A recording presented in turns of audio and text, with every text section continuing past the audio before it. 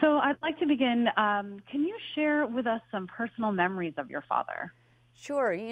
My father was not a Don Draper type 60s dad. He was very present with us all the time when he was with the kids, and he didn't separate his home life from his work life. So our household was always filled with civil rights activists and Native Americans, people from the farm workers movement, Cesar Chavez and others.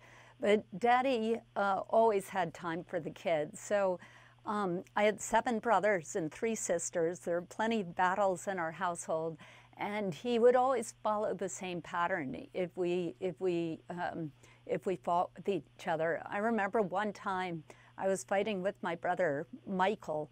He was the Americans, and we were playing World War II in our treehouse, and I was the doomed Germans, and he was taking magnolia pods and throwing them down at my head, which look just like hand grenades but feel like rocks when they hit you.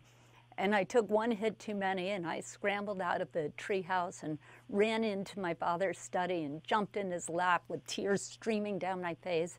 And I said, "Michael has hurt me." And he said, "Well, go get Michael and bring him back." And I thought, justice will be done. And off I went to get Michael, and we came back into the study, and Daddy said, "Now, Michael, you be quiet, and Kerry, tell what happened." So I told the whole saga. And then he said, "Now, Kerry, you be quiet, and Michael, you tell what happened." And then that was very irritating and difficult, but I realized that I wasn't all right and my brother wasn't all wrong. And then he made us kiss and make up and go to our rooms and read for an hour. And I think the message he had for us kids was the message he had for our country, that peace is not something just to pray for, but something that we all have to work on every day. That you can't think of people you think of as enemies. You got to think of them as your brothers and sisters. And we have to have a system of justice that everybody believes in. And then you got to go and read. I couldn't agree more with what you said about just having peace and the way in which we view everybody. And I'm just wondering, what are some of the astonishing recollections from your interviews? Well, I sought to not to write a biography of my father, because I think that's been done, but to really go back and find people who have been greatly influenced by him, and who also greatly influenced our country. So there are people like Bono and George Clooney. There are people like Barack Obama and Bill Clinton, Tim Cook and Howard Schultz, and others like Gloria Steinem, who covered my father as a journalist in the 1960s. And I talked to them about how he influenced them and his impact on their lives. But I also asked about their lives because I want to discern what's the type of person who is so influenced by my dad. And their answers were so interesting and full of emotion. Tony Bennett, for instance, told this amazing story about being a pacifist. And during World War II, when he had been inducted into the Army, they sent him to the German front during the Battle of the Bulge, and he wouldn't pick up a gun. But happily, the Allies won that battle, and he marched into the next town, and he came across a Nazi prison camp, and he was able to emancipate the people in that camp. So that's something really amazing about him. And with each of the people I interviewed, I found these amazing stories. Now, you just mentioned a lot of big names from all different walks of life, and it makes me wonder, what is the key to your father's legacy, and how was he able to connect with so many different diverse groups?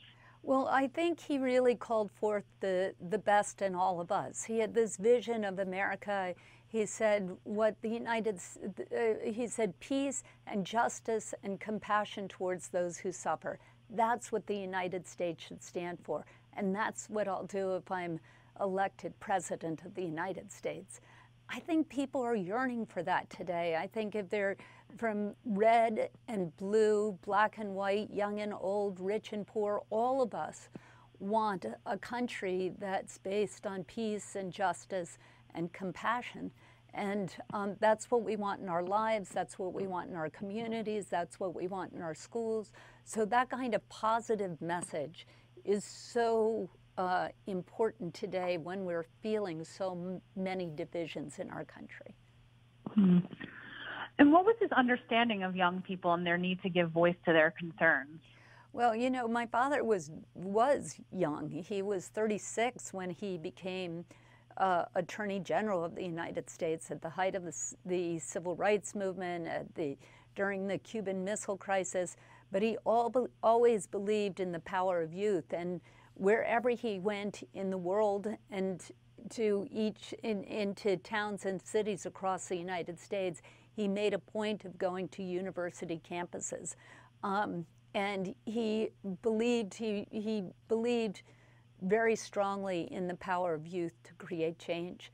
That's why I was so happy a few days ago when we gave the Robert F. Kennedy Human Rights Award to 4 groups of youth, of young people who are creating change in our own country today, to the Parkland students in Florida, to Color of Change, which has a million strong, mostly African-American young people who are creating change on mass incarceration and racism, to the DACA students who are changing our view of the immigration across our country, and then, of course, to the Standing Rock students who have worked so hard on the Dakota Access Pipeline and Native American rights.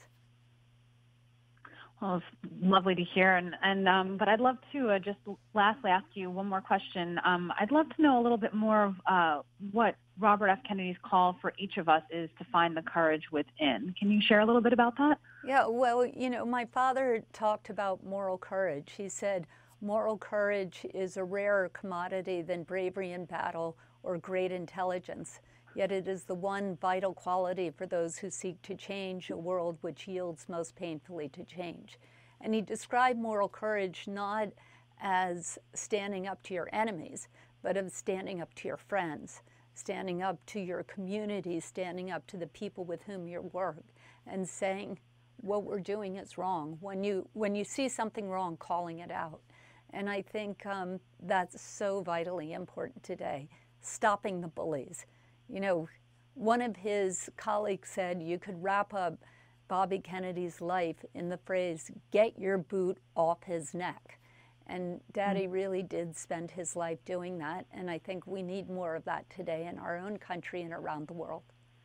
I do agree, and I hope to see that it becomes a continued pattern. And Kerry, I just want to thank you again so much for joining us today. Is there anything else that you'd like to share with our viewers?